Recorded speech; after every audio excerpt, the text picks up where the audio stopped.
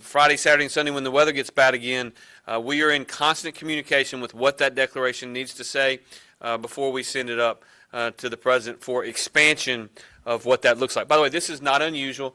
This happens in every storm. We work with and negotiate with the folks at FEMA who, and this is going to take a little bit longer than most because, again, the event happened Friday night through Sunday, but with the cold temperatures Sunday night and Monday, sort of the response was delayed a little bit as we were trying to get it safe for our people to respond. And so that's where we find ourselves right now, but we'll continue to have those conversations. Yes, sir. What do you want to say to those Mississippians that we talk to? There's some in North Mississippi that say we dropped the ball, especially when they compare the roads. Because Memphis, you see some photos, the roads are clear of ice, and all 3 lanes are drivable. But in Mississippi, some are still blocked with ice. Yeah, so obviously Mississippi got hit very hard. I would say to people all across our state, we're continuing to work to get help to the people who need it. We have personnel working literally as we speak on roads throughout Mississippi. If you look at just look at the damage. So we didn't really talk about this yesterday, but I think we should because I hear a lot of comparisons to what's happening in Panola County and what's happening in Memphis. And I think you may have mentioned Memphis. You really don't need to compare what happened in Panola County to what happened in Memphis. Talk about what happened, the number of power outages in that area that was hit in Mississippi in Panola and Tate and Lafayette and Tippah and Alcorn and Tishomingo counties, with those counties in Middle Tennessee right above that, because we got different levels of the storm and different levels of ice. And so, again, we continue to work to respond. We've got literally thousands of people out there working as we speak, and we will continue to do that until this particular event is behind us. And as we have been saying since last Thursday or Friday, this event is not going to be behind us in an hour or a month or a day. This is going to take a week or 2 weeks to get the power back on, to get the streets back safe, and that's just where we find ourselves given the severity of the damage. Yes, sir. And my final question. Okay. With the weather also supposed to be super cold this weekend, how are y'all doing any extra precautions to help those residents up north, and what should the residents be prepared for compared from last weekend? Yeah, so the weather is going to be bad in Mississippi this weekend in terms of temperatures. And so if you do not have power yet, and it is not expected that you're going to get power in the next day or 2 or 3, and you do not have a way in which to stay warm at night, as I mentioned earlier, we have approximately 79 warming centers open in 44 counties. The weather was better today, and so hopefully the roads are better. But if you are in a facility and you don't have either access to gas heat or fireplace, and you only have electric and you do not have power, then you really need to be thinking about planning to get to one of these warming centers where we do have supplies that have been deployed, where we have heat in these facilities, and that's what we would strongly encourage you to do. Again, we've seen from a peak of 180,000 throughout the state not having power to below 100,000. I'm hoping that number continues to go down over the next 4 to 5 hours.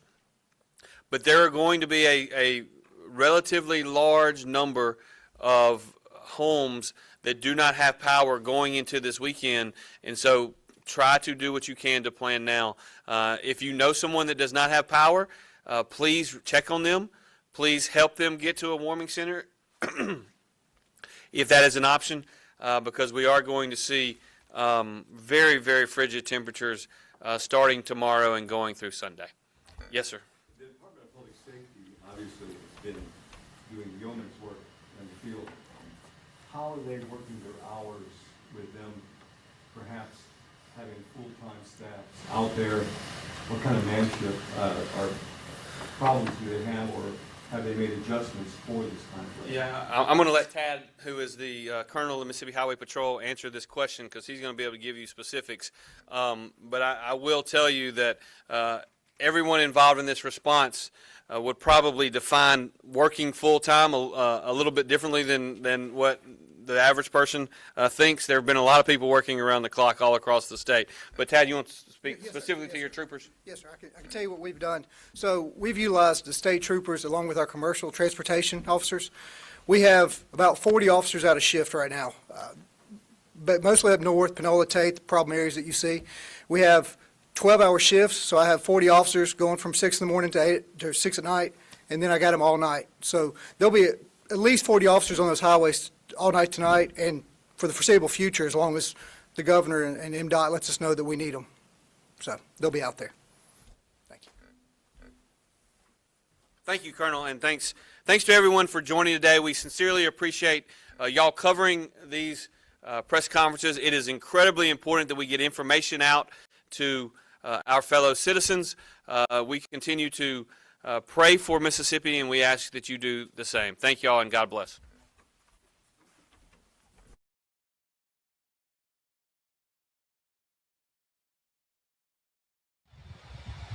Well, that was Governor Tate Reeves concluding a press conference here in just the last couple of minutes down in the Jackson area.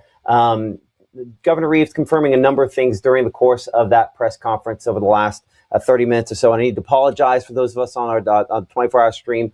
For whatever reason, I still had the video up with the rolling weather stuff for part of that. So I apologize there. So I will kind of bring you back into here to some of the information that was given over the course of that. First off, the statewide official death toll at 14 at this point here. And as the governor said, life safety remains the top priority at this point. 4 deaths, though, have been reported today. I have heard word that potentially that number could go up, but I'm going to wait until official channels go with that there. MEMA has received reports from 223 homes and 10 businesses and 7 farms damaged. We do know that those numbers will absolutely go up related to this here. There are 79 warming centers open in 44 different counties. 5 shelters are open in 4 counties. MDOT continues to successfully clear the issues on I-55, I-22, I-69, 269, and 302, as well as US 72 and US 61 with this. The National Guard has been deployed to many locations, again, across the northern part of the state. 150 soldiers have been added to bring the total to 650 soldiers that are assisting the response efforts, in particular Alcorn, Lafayette, Panola, Tippah counties. Of course, other locations will continue to be added to that there. Generators have been sourced, and one of the things the governor and the folks at MEMA in particular talked about was that they have been made specific requests to the federal government for generators, specific types of generators, to make sure that they have them sized appropriately and so that they know the burn rate of fuel so they can be refueled in appropriate time frame there. The Mississippi Department of Health, one of the things that I learned on this, the Mississippi Department of Health, if they cannot appropriately size a generator for, say, assisted living facility where you have residents that cannot necessarily move as effectively, or nursing facility, that the Mississippi Department of Health will come in and help to transport and move those folks. And so they have a number of groups that are up and doing that sort of thing. Mentions 3 ambulances and 6 personnel in Yalobusha County and 2 ambulances and 4 personnel in Tippah County to help provide those services here. Again, as of latest update, the number of Mississippians without power hovering around 100,000. I think the governor mentioned it's dropped to just below 100,000. I think about 98,000 Mississippians without power. Of course, local power cooperatives continue to work very hard to restore the power in many locations. And there are a lot of other volunteer organizations like 8 Days of Hope, he mentions, American's Purse, among others. We'll talk to a member of 8 Days of Hope coming up here during our 5 o'clock broadcast about their outreach in the Lafayette County area. We do know a number of you, again, still waiting on what feels like the first touch from the Mississippi National Guard and other entities there. The governor says that they are making their way in. It's just, unfortunately, a matter of time. And with temperatures dropping again this weekend, we expect to have additional issues related to that. Again, coming up at 5 o'clock, we'll be talking in more detail with folks at 8 Days of Hope. We'll be looking at how cold that temperature is for the weekend forecast and breaking that all down for you. But for now, I'm Chief Meteorologist Matt Lopp for Mississippi Live Weather. We'll see you here in about 20 minutes. That's when our next live broadcast is. Live broadcast also at 6 p.m. and 10 p.m. this evening in the Room to Room Weather Center. So keep it here for the latest.